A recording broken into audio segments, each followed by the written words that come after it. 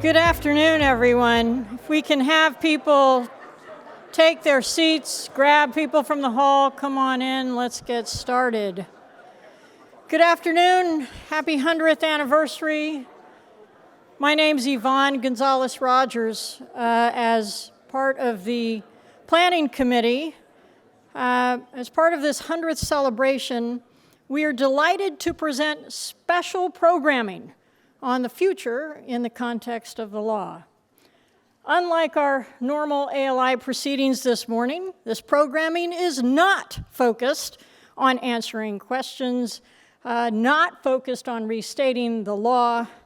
Rather, we hope that these programs will give you food for thought, be intellectually stimulating, provide a measure of provocation and an interesting source of discussions for our evening events and hallway conversations. Moreover, we hope that these programs will help you think about our role as we move into the next century. Today, we will have a program on social media and democracy. Tomorrow, artificial intelligence and society. And on Wednesday, the role of technology in access to justice and dispute resolution. So we hope you really enjoy these very different kinds of programs for the ALI. And without further ado, if I can pass it over to the Chief Judge of the Ninth Circuit, Judge Mary Murguia. Please enjoy. Thank you. Thank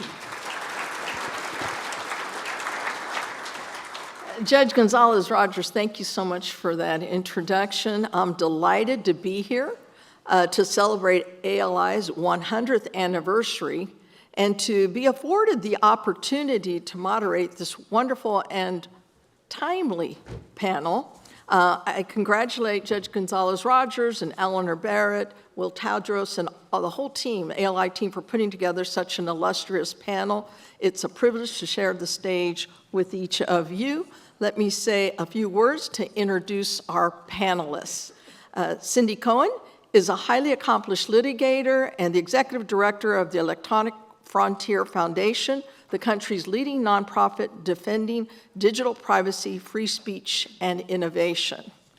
Nita Farahany is the Robinson O. Everett Distinguished Professor of Law and Philosophy at Duke Law School and a leading scholar on the ethical, legal, and social implications of emerging technologies. She is the author of the recent book, The Battle for Your Brain, Defending the Right to Think Freely in the Age of Neurotechnology. And next is Stephen Feldstein, is a senior fellow at the Carnegie Endowment for International Peace and Democracy, Conflict, and Governance program. Stephen is the author of The Rise of Digital Repression, How Technology is Reshaping Power Politics and Resistance, which is the recipient of the 2023 Grawemeyer Award for Ideas Improving World Order. And unfortunately, David French was scheduled to be here. He's a New York Times opinion columnist, and he'd written a book. We were going to hear his thoughts, but unfortunately, a last-minute conflict has prevented him from being here. The topic of this panel, as you just heard, is social media and democracy. But I would like to start by defining social media. So I'd like to call on each of our presenters today to give us what their view, their definition of social media. Cindy, why don't we start with you? Sure, thank you, and thank you so much to ALI for having me here, and a happy birthday. 100 is a good milestone.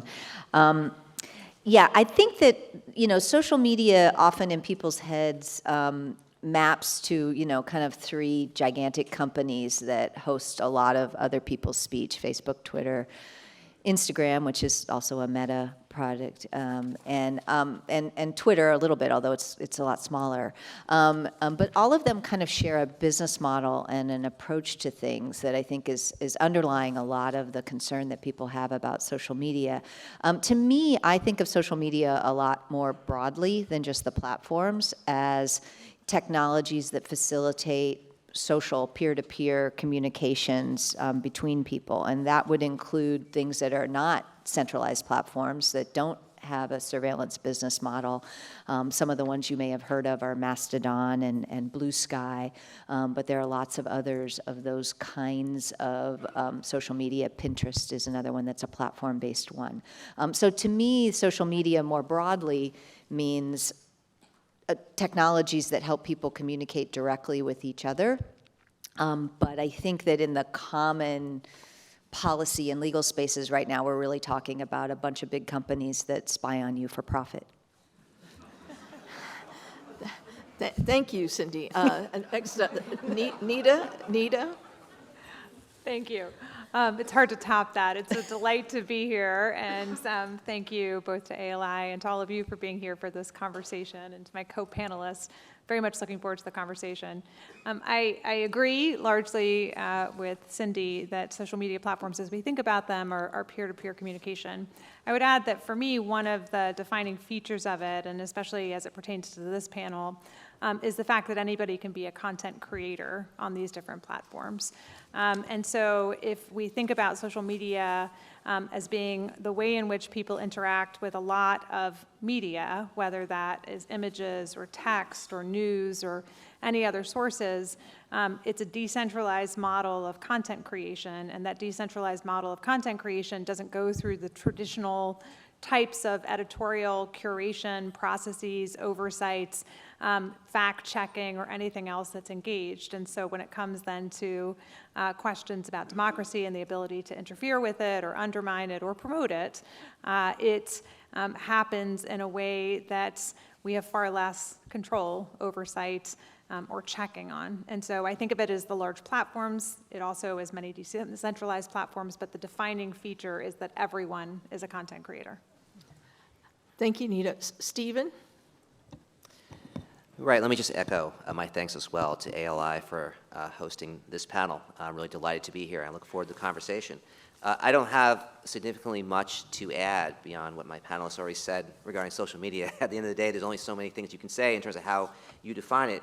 I think one small detail I would just emphasize, which I think has already been mentioned, is the idea about how social media helps to get around gatekeeping authority, how it's something that has really allowed for peer-to-peer communication, both the production of information as well as the consumption of information to happen beyond the purview, beyond the authority of gatekeepers. And so you can see many positive ways and manifestations of that in relation to democracy that have occurred, particularly if you look at some of the different social movements and democracy movements that have occurred around the world, from Arab Spring to the color revolutions. And more recently, we can see how it also has helped to initiate and proliferate bad information.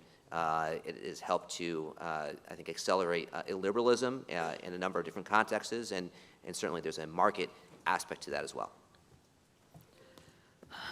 So we're here to discuss the social media and democracy, and whether it poses a threat to democracy or whether it's a boon for democracy.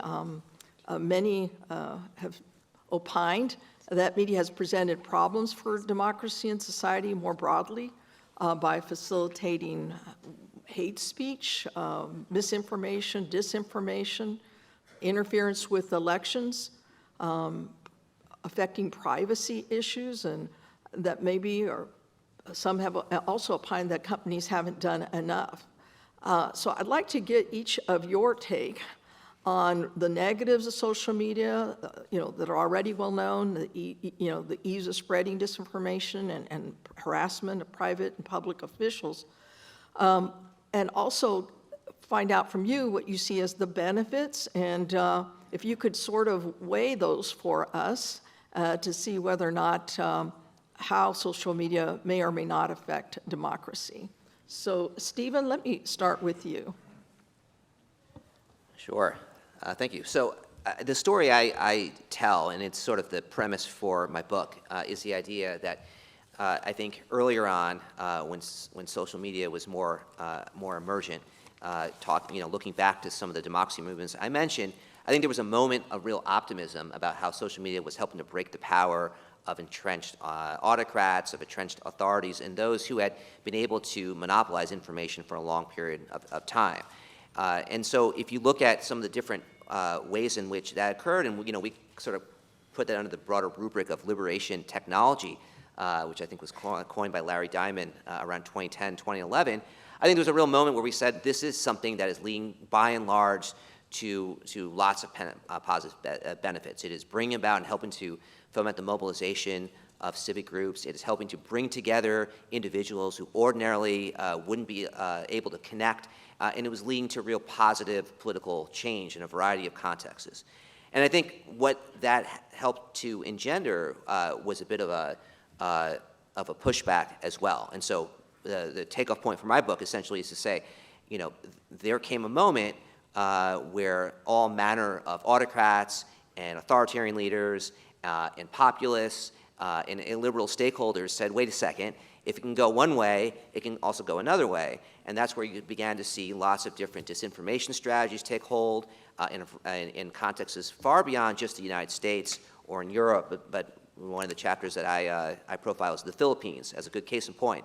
And you saw many other ways in which distortion, manipulation, and other tactics were used. And so, I think we're now at a moment of struggle when it comes to the effect of social media broadly and the way that digital communication helps foster lots of important benefits in conversations and dialogue, but also brings about lots of ills and lots of harm. If you were to ask me right now, what's my general impression, my perspective on social media, I'm concerned. I'm concerned about the way in which large centralized platforms, have sort of continued to monopolize and take over and distort conversations amplified by algorithms that really lead to significant polarization.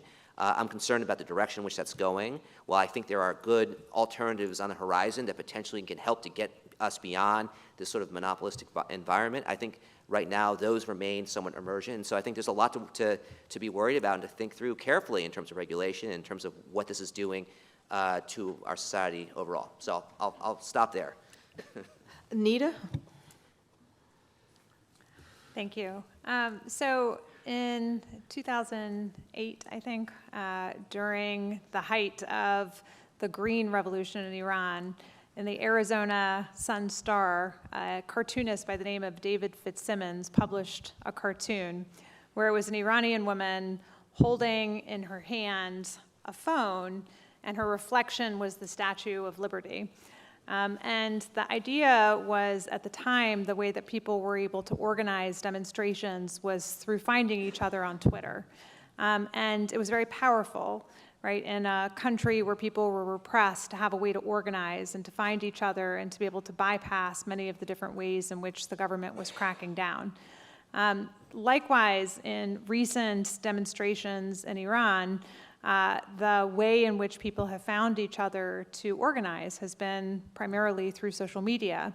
And each time the government has cracked down on ways that people can communicate, other satellites that have been brought in to enable people to communicate, whether it's through Signal or other social media platforms that bypass some of the censorship, have enabled people to organize, to find each other, to demonstrate. It's also enabled people to get images out of Iran, to share the horrific violations of human rights that have occurred, to reveal to the world what's happening inside of a very repressive regime.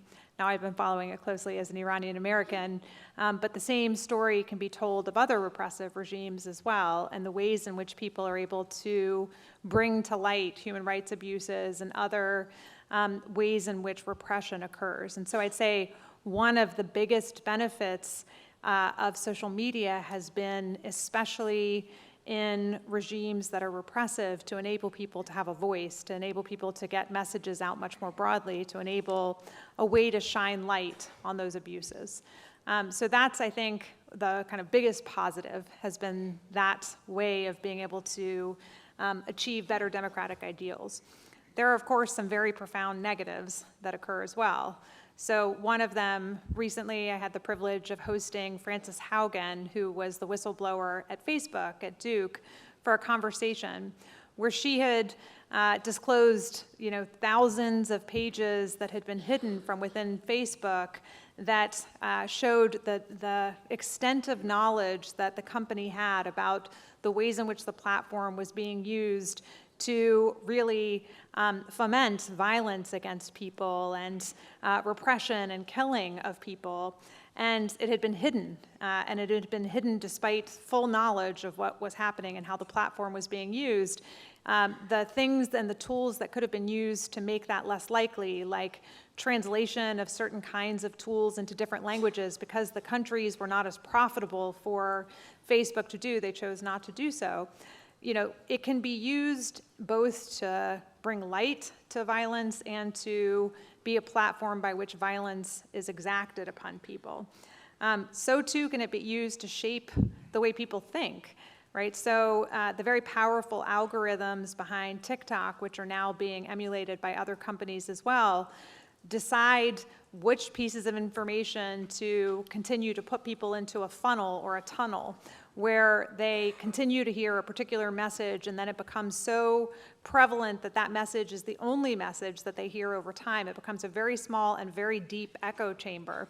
And when there are reports that that echo chamber can also be directly manipulated by the government so that only particular messages go viral, for example, it's a way to shape and reshape the way people think, to create social movements that are based on distorted realities. And on the distorted reality, that's part of what I've been working on a lot, especially with respect to the increasing use of generative AI, and the ways in which information is going to be, and already has started to flood the marketplace with fake text, fake images, and the ways in which our brain can't actually tell the difference between most of that information.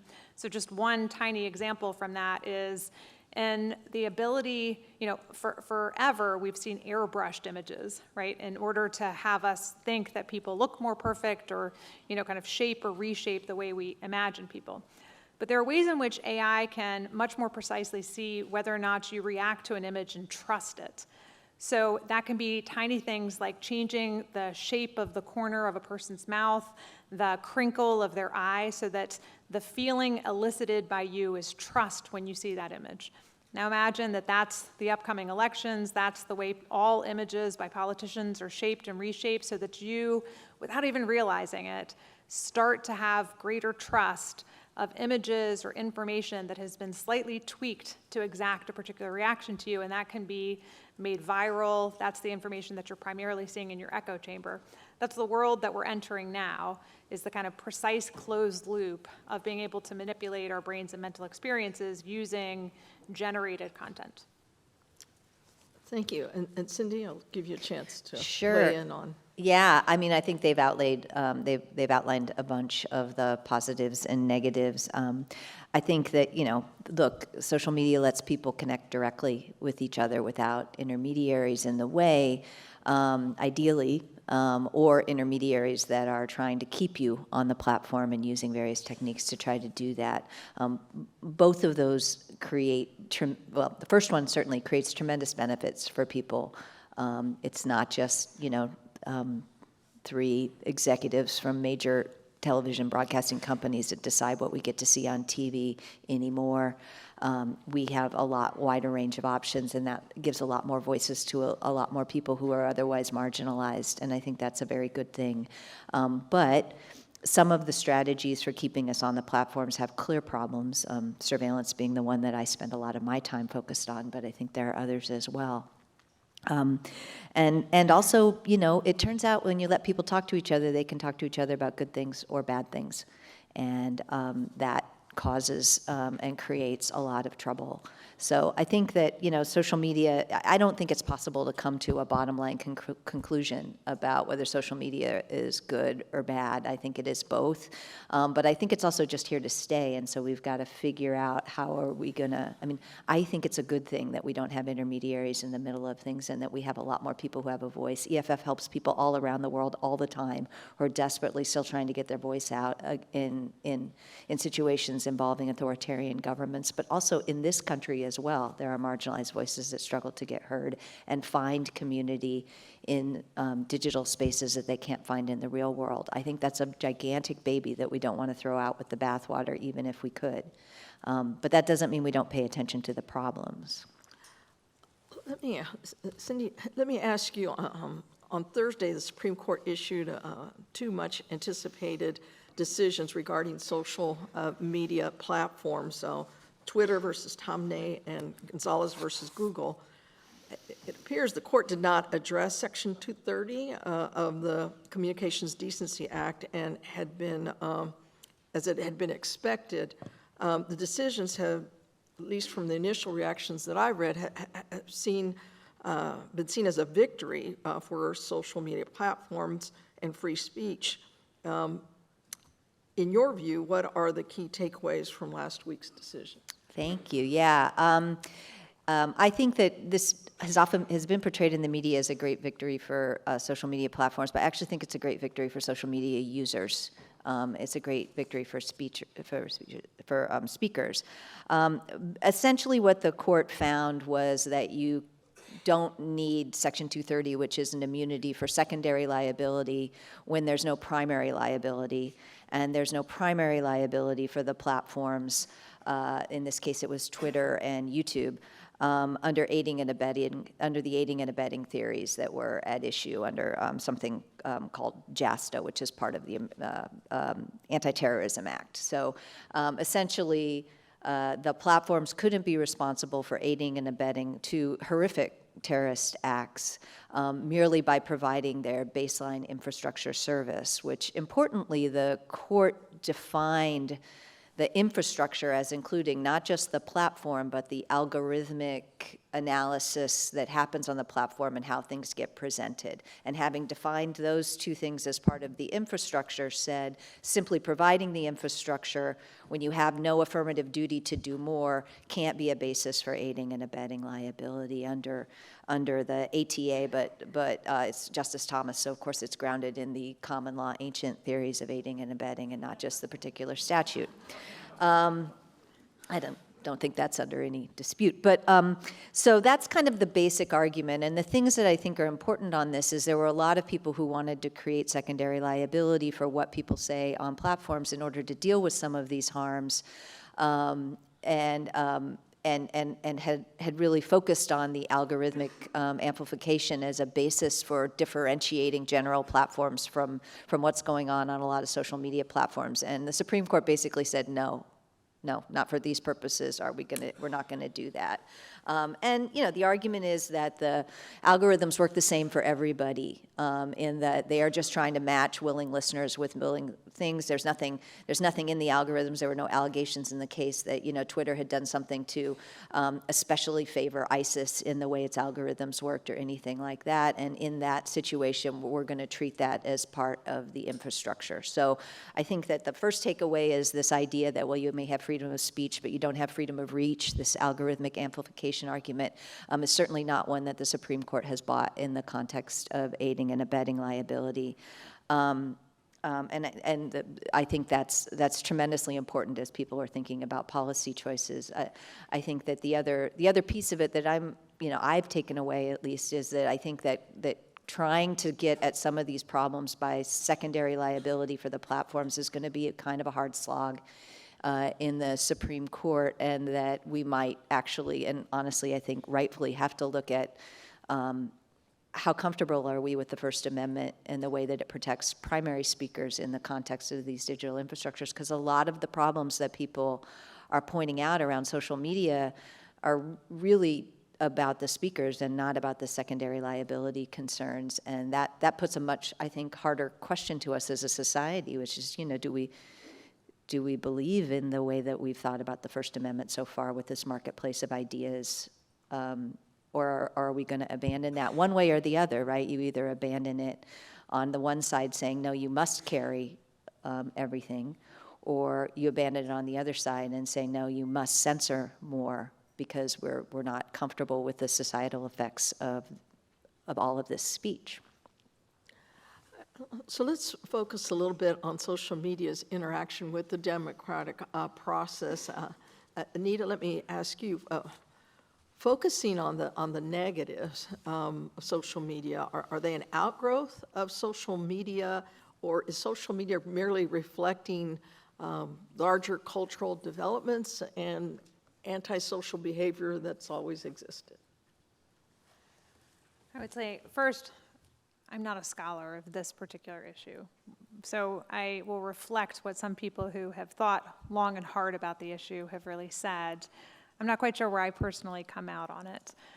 So on the one hand, there are people who think that social media creates greater polarization, and part of it is that it creates echo chambers, right? So part of the idea that you wouldn't have found, for example, other people who thought similarly to you until you could participate in this much broader kind of amplification of some voices and find commonality, or a belief that you hold a fringe view, but if you're on a platform like TikTok or any of them that will adopt this kind of algorithm that bases it on how you react to the information. So if you're on TikTok and you spend a few milliseconds longer on an idea, you will increasingly start to see that idea show up in your feed.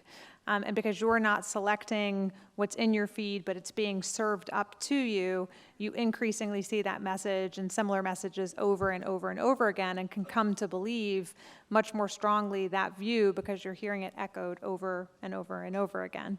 And just on that kind of fringe view, views that even for people who hold, for example, delusions, who believed that their delusions were delusions or thought that they were delusions, they find other people who are delusional and hear that message over and over and over again and find community and commonality in it.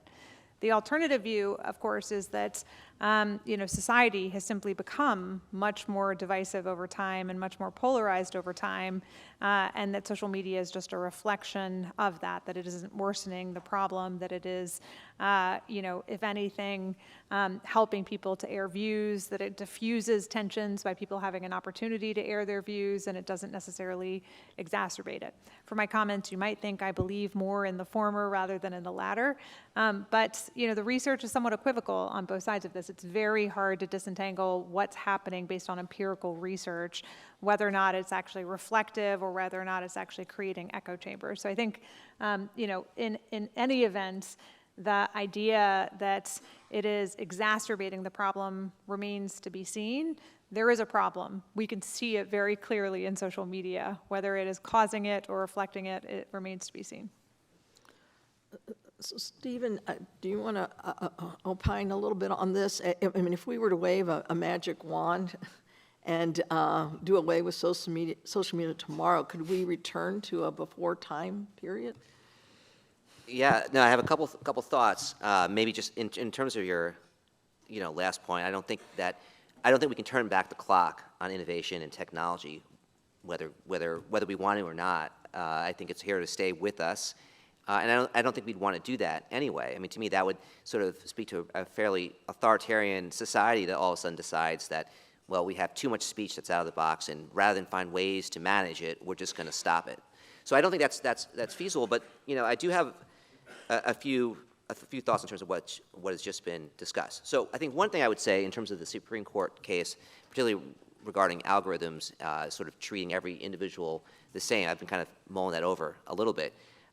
Is that I don't think that's completely true, in the sense that if you have 5 followers and you post something, how the algorithm treats that and who that message is amplified to is very different than if you have 1 million followers. And so there is, the effect of scale, and the more followers you have, the more your message is amplified to a greater number of people, essentially with the assessment or evaluation being given that you have more important things to say, and therefore it should hit more people because you have more followers to begin with anyway. And so that, I think, can compound itself over time. And if you look at sort of who ends up dominating political discourse, whether in regard to conspiracy theories tied to the 2020 election or otherwise, these are, by and large, you have these sort of super spreading accounts. And so empirically, if you look at the distribution of who is spreading bad information, if you actually break it down, it is mostly dominated by very large super spreading accounts that tend to propagate extreme polarized messages that is reinforced and rewarded by the algorithm. So I think that in of itself represents a problem, and I think deserves more scrutiny. In terms of the question of, was it social media that kind of led to our polarization or not? there's sort of a couple camps on this front. I mean, there's a sort of a technological deterministic camp that basically says it's the technology that is sort of exacerbated and taken polarization and really supercharged it. And that's, something that Jonathan Haidt and others have really kind of put out into the public sphere. And then there's another sort of, I think, perspective that kind of looks at more social, political factors and argues that a lot of them predate social media. And I tend to align myself more in the latter than the former camp, although I wouldn't dismiss the effect of social media. But I think if you look at the kind of media ecosystem generally, and you look at the overturning of the 1987 Fairness Doctrine, if you look at right-wing talk radio and Rush Limbaugh, the effect of Fox News, the emergence of the Tea Party movement, all of these are indicators and phenomena that occurred prior to social media's rise. So the idea that we didn't have political polarization or that there wasn't a rising emergent trend of that before social media, before 2011, or even before 2004 simply isn't true. It doesn't comport with how our politics, the direction in which our politics have gone. That being said, I do think it's gotten worse, and that, anyone who sort of has seen, witnessed, and lived through, the insurrection can attest to the fact that there is something very visceral and very powerful about the way that people are motivated, sometimes for good and sometimes towards political violent objectives. And I don't think we're grappling with that, as much as we need to. So, Cindy, I just want to ask you, similarly, it seems like this robust public discourse, is allowed by public platforms, but should we be concerned over the power social media platforms have over the public discourse? There's been some who complain that a small number of very powerful folks have gatekeeper power to public discourse, and now we have to have a lot of say on who gets heard and what gets said. Does that concern you, or you okay with that? No, I'm definitely not okay with that. I think that is one of the problems of our time that we need to address, which is that these, my friend Cory Doctorow quotes someone else, and I apologize to this someone else. I'm saying that the internet has become 5 large platforms hosting screenshots of the other 4. I think that's a problem. I think it's a problem for speech. It's absolutely a problem for privacy. I'm sorry I keep bringing it up, but if there wasn't a surveillance business model, that's what underlies so much of the negative externalities that we're seeing. So yeah, I do think that that one of the answers that we need to start thinking about is how do we re-decentralize the internet? The internet did not come down with Moses on stone tablets that said it'll be 5 big oligarchs who own the companies, and one of whom just bought it from another and is changing its direction pretty dramatically. That's not the only way that we can have our technology. And in fact, the internet in many ways was developed not to be more decentralized. The famous story that one part of it could go down in a nuclear war and the rest of it could remain up is not the only origin story of the internet, but it is one of them. And so a lot of the work that my organization is doing and a lot of people are trying to do is to try to get out from under this situation where we have, essentially replaced some of the old bosses with new bosses in terms of communications. I will still maintain, however, that today's social media landscape has far fewer gatekeepers than the one that came before it. And they're not doing a very good job. EFF does a lot of things, these things called the Santa Clara Principles, where we're trying to get platforms to apply basic due process to takedowns, other kinds of things to try to get them to do better. But I think that the answer to a dictatorship is not to make better dictators. It's actually to get rid of the dictators altogether. And I think that ought to be where we're pointing our boats. So, Nita, let me ask you, we tend to look at what's going on here in the United States, but it seems like the way social media affects discourse is not limited to the United States, but also what what's happening around the world. It seems like it's becoming smaller and smaller each day. And so with that in mind, is the U.S. exceptional when it comes to the way social media has negatively affected discourse? What is it about the United States that makes it an outlier? It's a good question. And I'm gonna back us up just a tiny bit on that question and say, what are we worried about? And what we're worried about is that, there are either manipulation of the way we think, that we can't tell truth from fact, fact from fiction, that we can't resist, disinformation, that children are suffering from mental health consequences, from the kind of reshaping of their views through social media and through filters. And in some ways, the US is worse in that we don't provide some of the tools and educational opportunities for people to be able to tell those. So let me tell one example of the Finland system. So Finland has been investing heavily in educating its youth in digital citizenship and digital health.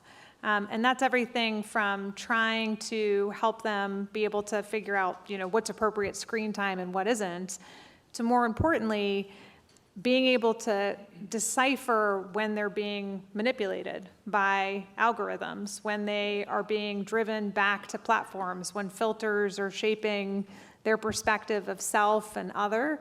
And if we think about what we're worried about, which is all of the ways in which we're able to think freely, whether we're able to think freely, whether we're able to think at all, if our attention is repeatedly brought back to platforms and distracted from being able to think critically, educating youth from the get-go to be able to tell the difference between a platform that is manipulating their self-perception, that is trying to change their mental health, that is trying to diminish their ability to think critically, is all crucial to doing so. We're not really investing in that yet here in the United States. If you look at the way in which the platform is operated for TikTok in China versus in the United States, it's operated very differently. The kinds of content that children can have access to is different than it is here. And part of that is you could say, well, that's a country that's censoring information, and here we have free speech, and we're celebrating free speech in children. Or you could say it's a system that's trying to recognize what the negative impacts of social media and the negative impacts on mental health and the diminishment of the ability to think freely and critically is, and so it's filtering that information. I don't favor filtering as the solution. I don't favor banning of speech, but I do favor trying to do something more like what Finland is doing for everyone, to try to enable people to start to recognize the negative effects of social media and be able to resist it. Interesting research on advertisements forever have shown that if you know that you're being advertised to, your ability to resist the advertisement is quite high, right? If you know that you are being targeted uniquely, the way you regard the information is entirely different. Even little things like when Twitter asks you if you want to share a story before reading it, engages slow processes of thinking rather than fast processes of spreading disinformation. Those are simple tools that could enable people to think much more critically about information, and the fact that when you know you're being advertised to react to information differently means that there is a very different way in which you could be interacting with social media and with information that's being given to you. So it's a long way of backing us up a little bit to say, yes, some other countries are doing it better, primarily because they're recognizing that there is a way to actually enable people to have much better, healthy relationships with technology than we do. Stephen, what do you think? What lessons we can learn from social media's impacts in other countries, and how ought they affect the way we think about social media in the United States? Yeah, sure. I have sort of two kind of thoughts that come to mind based on what we have just been discussing. So I think, one thing that's important for us to sort of really probe is that, are we seeing equal effects when it comes to social media and the propagation of conspiracy theories and the emergence of a disinformation ecosystem across the country? I think that this is an issue we've maybe been dodging around a little bit, but we are not rife with disinformation throughout our information ecosystem today in the United States. But there are certain communities where those distortions have become apparent.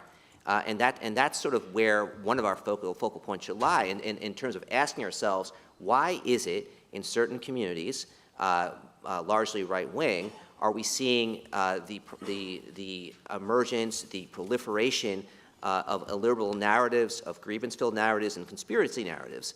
Now, what's interesting is if you look at the literature and you look at the scholarly research of people like Yoshai Benkler, Lance Bennett, Steve Livingston, and others, what they've found, kind of looking at the information ecosystem, is that there's an asymmetry between conservative and liberal communities. And so within conservative communities, there is more of a distortion linked to social media than there is on the other side. And that should raise a lot of questions in terms of why have certain parts of those pathologies resided and propagated within a certain community. And then I think if you look globally, you also see similar things happening with populist leaders, primarily conservative leaning, whether it's Orban in Hungary, whether it's Bolsonaro recently in Brazil, whether it's looking at disinformation propagated by Putin in Russia, whether it's looking at Duterte, formerly in the Philippines. You do see conservative-leaning populists who have found very specific and systematic ways to use disinformation strategies in a deliberate fashion in order to advance and consolidate their power. And so, I don't think that's something that's necessarily exclusive to social media. I think one of the interesting things that you find is that you often see a lot of platform hopping between different types of media, between social media, between newspapers, between state-run television outlets. And oftentimes what you will find as well is the hopping of narratives. So if you see a narrative that's seeded, this is something I researched in the Philippines, by the presidential palace, that narrative will then propagate via hashtags and so forth on social media. But it didn't necessarily originate there. It is something that there's this sort of symbiosis between these different forms of media. And I think to me, that's kind of how I look upon it. I think about the kind of broader ecosystem and the ways in which social media can exacerbate, can accelerate these trends, but to think about how that interacts between different forms of media as well.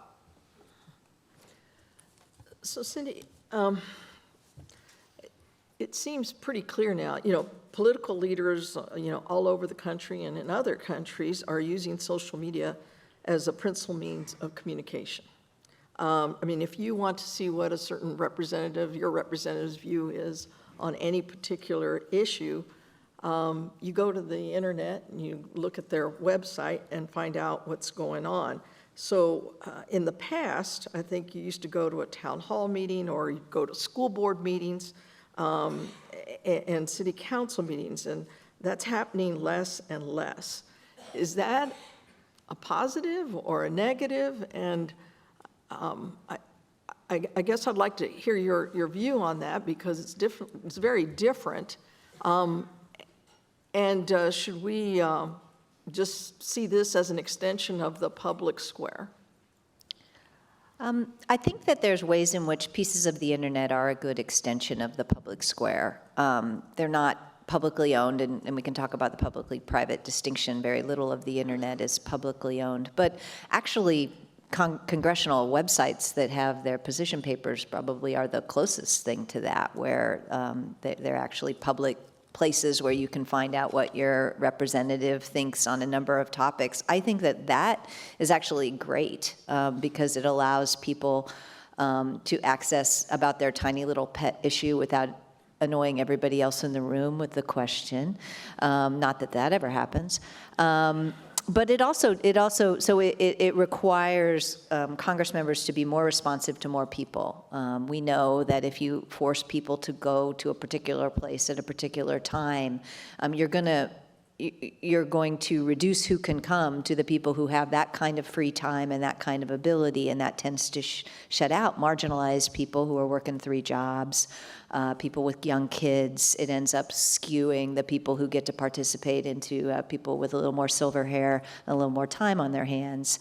And I don't think that's great for democracy. So I think there's a way in which things like congressional websites and other things like that can be great in terms of allowing people to participate who otherwise largely would be less able to participate. So I think that that's ultimately a good thing. That doesn't mean and I don't think it's either or, right? I think it's still important to have face-to-face time, that members, people who are in the public service should have to talk to the public.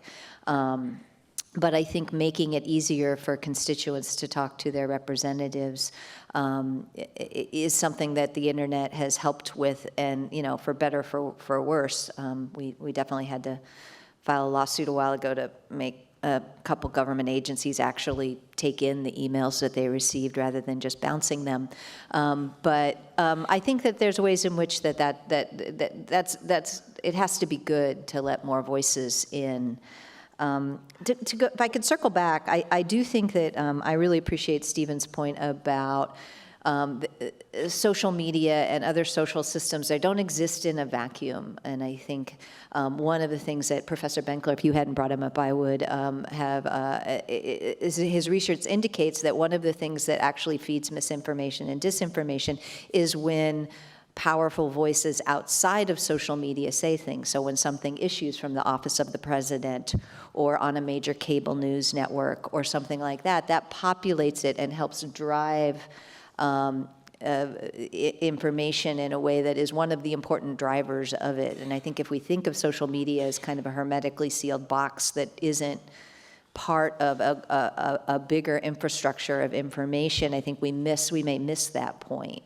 But one of the things that Professor Benkler found after the last election was that the things that drove increased misinformation inside social media and other circles was actually those lies being said by prominent people in society, often not on social media, but in press releases, in other kinds of things, and that's a big driver of some of the concerns we have in social media are things that aren't happening on social media. So kind of circling back to your question about, is this just a piece of a broader social thing, or is it something that is unique to social media? I wouldn't say social media has no role in it, but I think that if you only focus on that, which is convenient to do because everybody likes to hate on Mark Zuckerberg, you might be missing the bigger story about what's going on, not only in our society, but societies around the world. We are seeing the rise of authoritarian and illiberal thought all around the world. It's not just a U.S. phenomenon. And again, I think you have to kind of take the bigger aperture if you want to get a good picture so that you can begin to think about what you might want to do to combat it.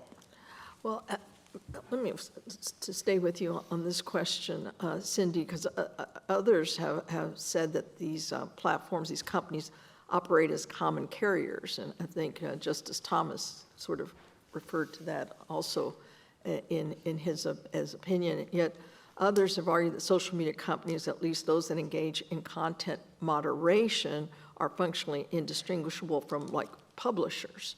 So are any of these analogies appropriate or useful, and how do they affect our democracy? I mean, I think that they're all useful in that they help you think about what it's, in some ways, how it is and isn't like anything. I don't think social media fits neatly into the common carrier box or the public square box. I think that, but those frames can help you understand why not, right? They're private companies. They have a business model, which, I'd like to have a conversation about. And so I don't think that they fit neatly, into the public square idea where there is it's either a government provided or a nobody controls kind of thing. I don't think it fits very well into common carrier either, because we don't have, and I don't think we should have, must carry kinds of obligation, and we also don't shield the companies from the kind that have the kind of liability structure that you have for a common carrier. And I'm not sure trains and telecommunications companies are the right model in terms of thinking about what we should do about social media. And again, I want to circle back. That's because, in part, because my interest is in re-decentralizing and not creating gigantic platforms that try to control and appropriately censor and not censor everybody's speech. I think the right answer isn't to treat them as if they are something like a common carrier where you can only have one phone company servicing your house, but rather something where you can have a multiplicity of options and actually release market forces to try to make it so that people are competing to make things better rather than right now where things are just getting increasingly worse. So I'd rather move towards a more market-focused way of thinking about social media rather than a common carrier one. Stephen, do you agree with that? Yeah, no, I don't have much more to add. I agree as well. I think to me, and this is less my area of expertise in terms of focusing on the kind of nitty-gritty legal side, but I think that I also think that it's fairly limiting to sort of use a common carrier definition as a way to conceive of and understand the role that social media companies are playing. I think we need to get to a sort of more nuanced definition. Nita? I want to pull out two threads that both Stephen and Cindy have mentioned. One is Stephen's thread on why is it that in certain communities we see greater spread of disinformation, and then something Cindy said about kind of prominent people in the press can echo things, and point to an example during the height of the pandemic, which is there was a study that was done to look at the spread of a lot of COVID disinformation. And a lot of it was traced back to what was called the disinformation dozen. So, about a dozen people from whom a lot of the misinformation was being originated and then amplified through social media. And people who've studied the messaging found some common threads in what was being done with the messaging, which there was a lot of A/B testing of the messaging that was done before spreading it out. And the A/B testing was looking to see the extent to which information, especially disinformation on the very, kind of right, but it wasn't necessarily just on the right, it was on people who were receiving the information, would take it and amplify it. And they found that the information that was more couched in pseudoscientific language, playing to our cognitive biases and heuristics for information that seemingly is reduced to scientific cores, and paired with supposedly prominent people who had said the information or scientific studies or claims or publications that had said it, when you package those together, it was far more likely to be both believed and amplified via social media. Which tells us something about the spread of disinformation and misinformation, which is one, it's being studied carefully to figure out exactly how people react to information. It's a way of kind of hacking the brain, figuring out what your shortcuts are that you use for spreading information. And some of those shortcuts are about reductionist scientific information. Part of it is about if it's novelty, right? You've heard the term clickbait. Clickbait turns out to play to the way your brain reacts to information. If your brain, if right now you have a bunch of things coming at you and one of them is a tiger, you're going to notice the tiger and ignore the rest of us coming at you. And why is that? Because your brain is very good at surviving. And so when you have clickbait, which puts information in ways that are novelty, it lights up your brain to selectively shift your attention to that. And all of this is being studied by people about how to actually propagate misinformation and use it through something like social media in order to do so. I worry about a purely decentralized solution to combating that problem, especially when you start to think about the rise of generative AI with the next election cycle, which is it's very easy to figure out how to create information en masse in high volumes that play to your cognitive heuristics and make it more likely that you will quickly spread, believe, and if you see it enough times, it turns out the more times you see a piece of information, the more likely you are to believe it. So suddenly you have a huge proliferation across decentralized models of very believable content that has been packaged in ways that your brain is much more likely to replicate and pay attention to. That to me spells sort of a disaster coming at us for democracy, for the next election cycle. And the question is, how do we combat that? How do we start to figure out ways to be able to get through that? And I know we're going to shift a little bit to speaking about how to address some of those. But I'll say, I think, just as a kind of preview of that, we're going to have to develop some tools and pretty quickly, some of which are starting to be developed through companies trying to help label and identify information as false or real to enable us to start to differentiate that information. But if we don't start to require some of those tools to identify what is real and what isn't real, and start to become much more aware of the ways in which information is being spread and amplified, we're going to be in trouble, I think, for upcoming elections and interference with democratic processes.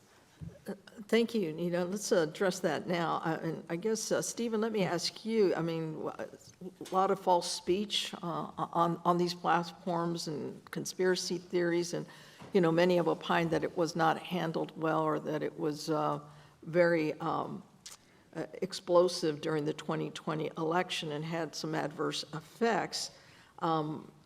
I guess, in your view, what is the answer? Is it content moderation? Is it state legislation? What do you see we need to do to address these challenges? Yeah, thank you for the question. I know what doesn't work. I don't have a great sense of what is working.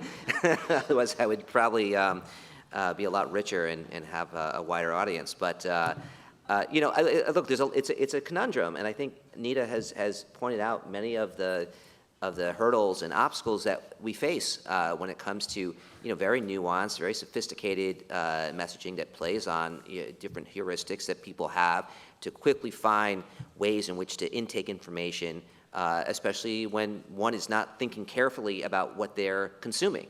And so I think that presents a huge challenge, and I think, unfortunately, some of the most effective ways to combat disinformation, particularly digital literacy, are models like you see in Finland, Estonia, and other places that are not just one-off classes. They're not things where they say, here's how you recognize disinformation, here's your hour, now you're good.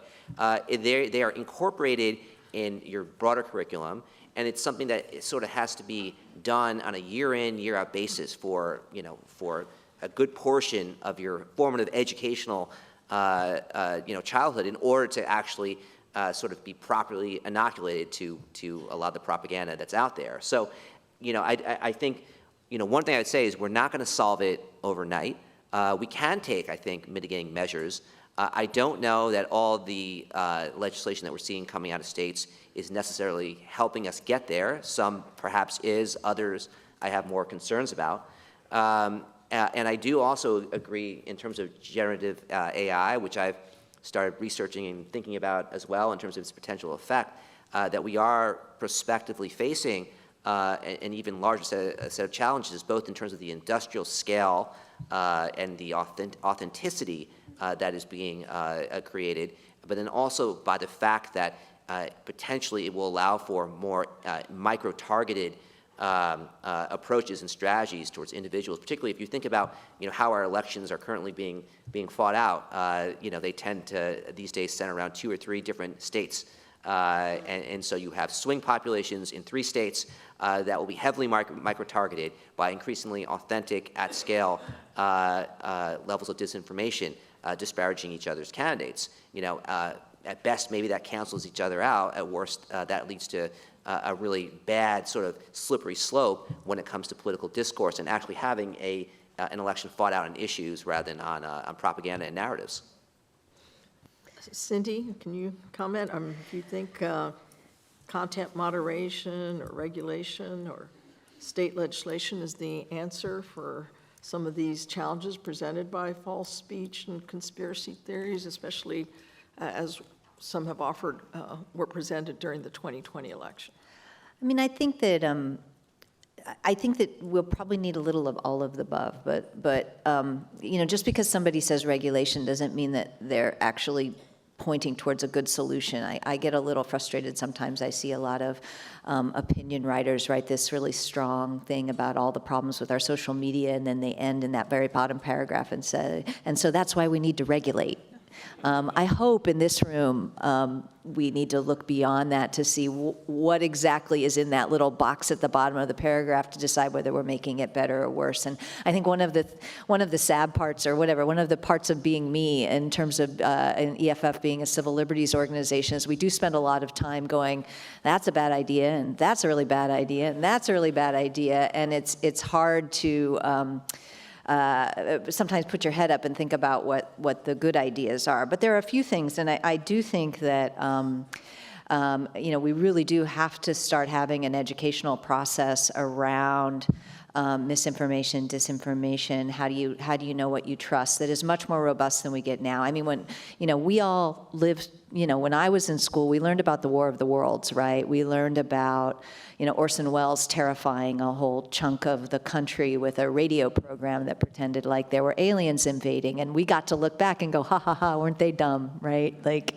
we all know better now. We wouldn't trust something like that. Well, I hate to tell you people, but we're the radio listeners at this point, and we need to get to the place where we can have our kids look back and go, yeah, remember how they didn't understand the difference between misinformation, disinformation. There are some early technologies being developed to try to do things like watermarking and other things to track things. Apple and Google just came up, I believe, with a joint standard for watermarks of generative AI. That's going to be a like many technical things, that's going to be a bit of a cat and mouse game where they're going to watermark, and we can figure out, people I know are going to figure out how to take the watermark off, and then other people aren't. But I think there are some ways in which we can that could be helpful to people, and it'll push the kinds of misinformation, disinformation out to people who are much more dedicated to it than just the general mass of people using ChatGPT or a generative AI system.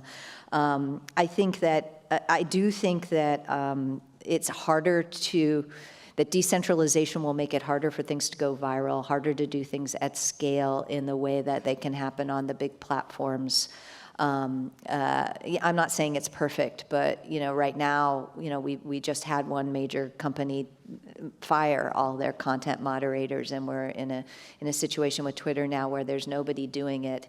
So I don't like being beholden to oligarchs doing the right thing as our social strategy to stop misinformation, and I think we need to move past that.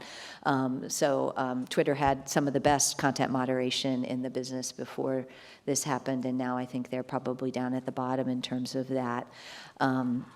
So I don't like resting our future democratic systems on the peaks of oligarchs, and I think we do need to move past that. And there's ways in which the way certain decentralized systems work, that if some place is becoming the font of disinformation, you can unplug from them and not have them there. There are tools that are a lot easier to develop, and you're freeing a lot more people to develop those tools if you're thinking about open source decentralized systems than if you're thinking about the closed source silos of a place like Facebook or Instagram, where you have to hope that the corporate overlords will implement the things that are being suggested, which, as Frances Haugen demonstrated, is not always the case at the big companies. So, I mean, again, it's kind of a theme with me, but I think we need to open it up and let more people at the problem, and more tools and more strategies for doing it. And the only way to do that I can think of is opening up these systems, forcing interoperability and other kinds of things, and creating a world in which more smart people can attack the problem than just the ones who are either in ivory towers or the big tech companies. Cindy, what's your view on imposing journalistic standards on social media platforms? I don't think we should go back to a world in which 3 executives, NBC, CBS, and ABC in New York, decide what the rest of us see. And I think that, that imposing journalistic standards ends up kind of in that place again pretty quickly. I think letting people talk to each other is a really important value.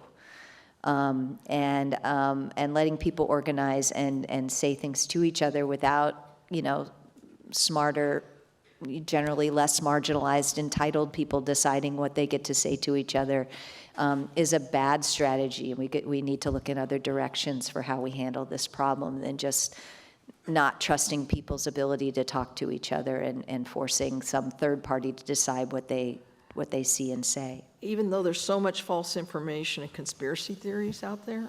I think there are other strategies to try to get at those things other than trying to put a third party in charge of what people say. I think to me, that's kind of the underlying premise of the First Amendment, is that the government doesn't get to decide what people see and say. And I think that's true about corporate overlords as well.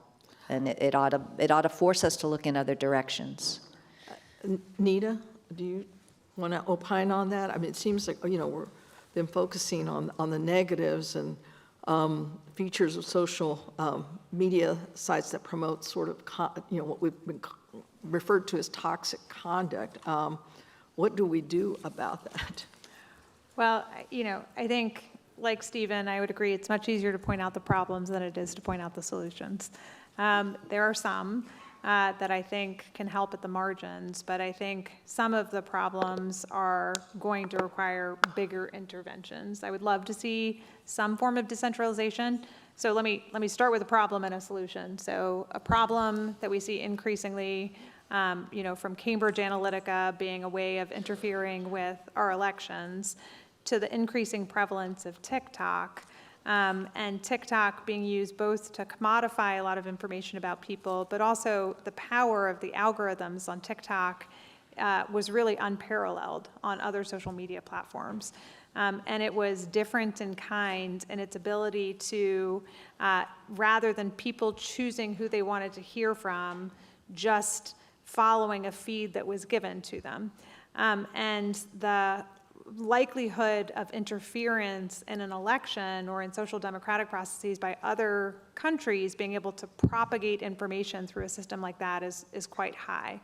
And so as you start to think of decentralization, decentralization has a couple of meanings in that context, I think. One is recognizing that when you have both a platform that is that big, but also has the ability to be interfered with by a government of another country to send messages viral, right? There's been lots of evidence that certain messages have been amplified and other messages have been suppressed.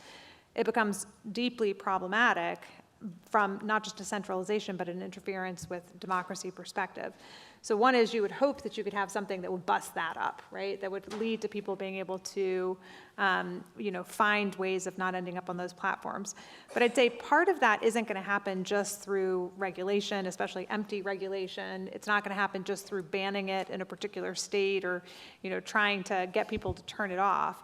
It's going to happen in part by other solutions that enable people to turn off those notifications. So for example, if any of you have received a notification during the past hour, I encourage you to go to your phone and turn off notifications.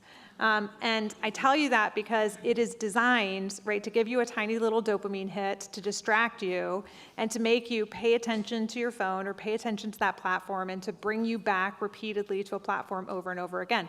So you can do that. You can turn off that notification.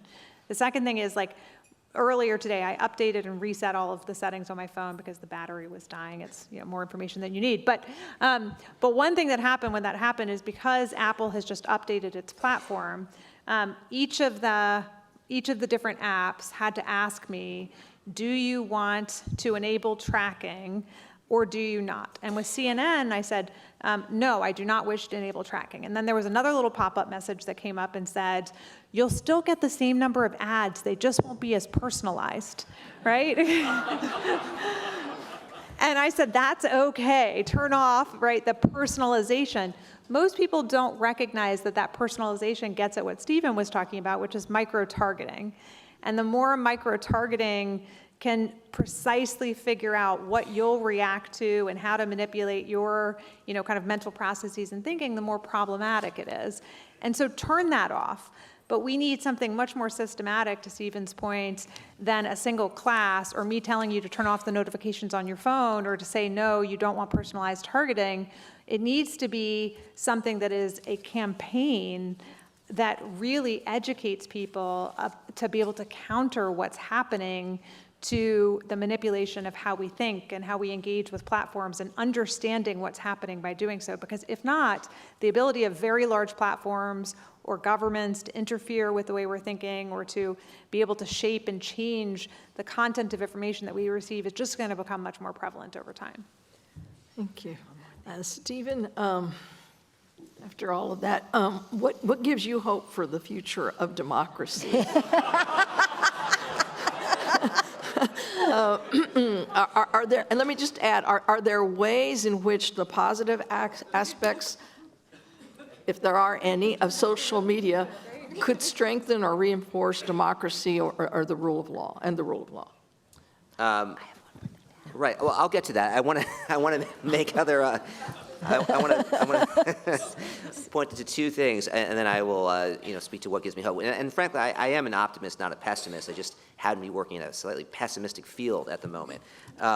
One question that I was sort of puzzling over is this, idea about what can we do for the, upcoming election. And, I was just sort of thinking it through a little bit. And obviously, I'm sort of doing the thing I warned against, which is sort of thinking through technological solutions to a political problem. And the thing we could do best in the next election would be not to put up candidates for the nomination who spout illiberal messages. And that goes for, that goes for both parties. There's a lot of great candidates, Republican candidates, a couple from South Carolina, who don't spout out illiberal messages. You can pick whatever political ideology you want, but when the core plank of your campaign is to use conspiracy messaging and nativism and grievances as a means to propel your candidacy, then you are by nature pushing directly into this disinformation approach, and so I think. I don't see a real way out of that. I think that if there is a will, if there is an intent to use political strategies of disinformation to try to win an election, then it's very hard, given the kind of ecosystem we're in right now, to push back against it, at least in the short term. I think in the longer term, there are lots of things that we've talked about that we can do. But in the short term, candidate quality probably matters more than anything else. One point I also want to make on the decentralized platform idea, which ultimately, I think it's a good idea, and I think it's something, and I very much agree with what Cindy has mentioned in terms of having, a handful of corporate leaders making decisions about speech. I find that discomforting, and probably, many of you do as well. I think the challenge is in some ways social behavioral, in that how do you actually get people to willingly move from one platform where all their contacts are, all their friends and acquaintances, where you can, log on and you may have some disinformation, but you also get to hear from people that you follow, to something that can be clunky, that is hard, that is not portable in terms of kind of moving over that information, and that takes a long time at a moment where we have lower attention spans anyway, particularly when it comes to things like that. What is the incentive that we can make so that someone will willingly say, you know what, I'm done with Twitter, I want to go to Mastodon, and I want to figure it out, but I don't want to spend 8 or 10 hours doing that, and then I don't want to have to start from scratch. I mean, the reason that centralized platforms are so intractable and also so attractive is that they do allow for much more seamlessness and much less friction and efficiency in terms of managing that side of our lives. On the other hand, the ability for exploitation is extremely high as well. So there, and you have both the positive and the negative side to centralization. But centralization does bring lots of network scale benefits, and that's, I think, the only way to kind of think about and solve for that is to understand better how to deal with that. So as for very quickly, your final question, what gives me hope for democracy? Look, I don't think that we are inevitably have to follow down a pathway that essentially says we have to do what technology dictates to us. I think there is lots of choice out there that we have. And I also think that, especially in the United States, we have a real capacity for resilience and for coming up and adapting and finding solutions to what otherwise seem like very difficult problems. And I have confidence that we can figure and muddle our way forward through that, even if we're going to go through a little more pain in the interim before we kind of get to a better place when it comes to our information environment. If I may have a couple more things. Cindy, why don't you give us It your was just so thoughts? bleak. I had to think of some other Yes. things. I do think, and I really, in response to Nita's point that like we all have some tools at our disposal for how we can protect ourselves against behavioral advertising. I think that that's true, but it's definitely insufficient. We need a comprehensive privacy law that stands with us in terms of making those choices. And, you know, EFF's position, which we almost never do, but we've taken a position that we think behavioral advertising ought to be outlawed. Because of this tracking that it makes available and all of the other negative things that come as a side effect of the kind of idea that they're going to track everything we do and create inferences about what we're about to do next that are the basis for advertising. It's also the basis for a lot of other problematics. And then in terms of the decentralization, I just want to throw one more idea, and it's quite a few syllables, but I know I'm talking to lawyers here. Adversarial interoperability. This is the idea that the systems that we use, Facebook and the other things, need to be interoperable with other tools so that we don't have to leave them in order to interact with them in ways that are more on our terms and less on Mr. Zuckerberg's term. Sorry, I keep invoking him. He's not the only one, but the European Union is experimenting with some interoperability right now. They have, as part of the DSA, a requirement that messaging services be interoperable among each other on a way too short time frame, actually in the next 6 months. That's not going to happen, but beginning to take away some of the things that stop interoperability between systems, and in the American context, that's the Computer Fraud and Abuse Act, Section 1201 of the DMCA, and overbroad EULA terms are three of the ones that we fight with a lot at EFF. Jeez.